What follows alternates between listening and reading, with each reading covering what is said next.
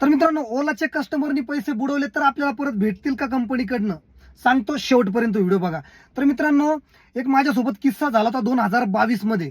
मला एक कस्टमरनी बुकिंग केली आणि ती लेडीज होती. मी तिला पिकअप केलं रस्त्यावरतून, बरं का. तिचं घर वगैरे काहीच माहित नव्हतं, रस्त्यावर उभी होती. एक साधी बॅग होती, तिला पिकअप केलं मी. आणि पुन्हा ड्रॉप होती, पुन्हा रेल्वे स्टेशन. तर मी पुण्याला रेल्वे स्टेशनला पोहोचल्याच्या नंतर जवळपास 2-3 किलोमीटर स्टेशन बाकी होतं.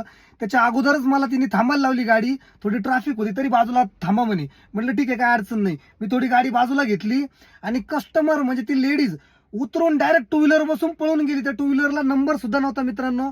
आणि एवढ्या फास्ट मध्ये पळून गेल्याच्या नंतर मी त्या लेडीजला फोन लावत होतो, त्या फोन पण लागला नाही, एक पण फोन मित्रांनो. त्या लेडीजला फोन लागला नाही, काही नाही.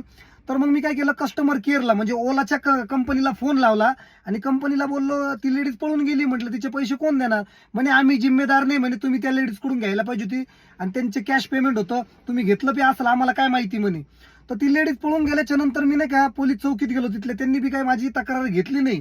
तर मित्रांनो, ओला उबर ड्रायव्हरांसाठी अजिबात सेफ नाही मित्रांनो. त्याच्यामुळे नाही का कस्टमर गाडीतून उतरायच्या अगोदर तुम्ही त्यांच्याकडनं पैसे घ्यायचे, त्यावेळेसच बॅग द्यायची, कोणावरच विश्वास ठेवायचा नाही मित्रांनो. असे कस्टमर असतात. आणि हीच घटना आता अर्ध्या तासापूर्वी एका ड्रायव्हर सोबत घडली होती, म्हणून हा व्हिडिओ बनवण्यात आला मित्रांनो. आणि खूपच वाईट आहे, अजिबात ओला उबर सेफ नाहीये. जसं आपली गाडी जॉईन करायच्या टायमाला ओला उबर आपल्याकडनं आधार कार्ड, पॅन कार्ड, लायसन्स जे काही डॉक्युमेंट घेतं ना, तसंच कस्टमरकडनं सुद्धा त्यांचं अकाउंट खोलायच्या नंतर म्हणजे त्यांचं ऍप ओपन करायच्या नंतर कस्टमरकडनं सुद्धा हे डॉक्युमेंट घेतले पाहिजे, जेणेकरून उद्या कस्टमरनी पैसे बुडवले त्याच्या घरापर्यंत आम्हाला जाता येईल. ही नम्र विनंती ओला उबरला की तुम्ही ना कस्टमरचा काहीतरी प्रूफ ठेवा. कारण की त्यांचा काहीच प्रूफ राहत नाही, काहीच राहत नाही. त्यांचं आधार कार्ड जॉईन नाही, नुसतं ऍप ओपन केलं, नंबर टाकला, लगेच गाडी बुक केली. आणि एखाद्या ड्रायव्हरला दमदाटी करून पैसे नाही दिले किंवा असे पळून गेले तर ड्रायव्हरचं नुकसान. याच्यात 3-3.5 हजार रुपये त्या दिवशी माझं नुकसान झालं मित्रांनो. आणि ते काय परत मला भेटलं नाही. त्याच्यामुळे तुम्ही ना ओला उबरच्या बुकिंग घेत असाल ना, तर पैसे अगोदर कस्टमरकडून गाडीत उतरायच्या अगोदरच घेऊन टाकायचे मित्रांनो.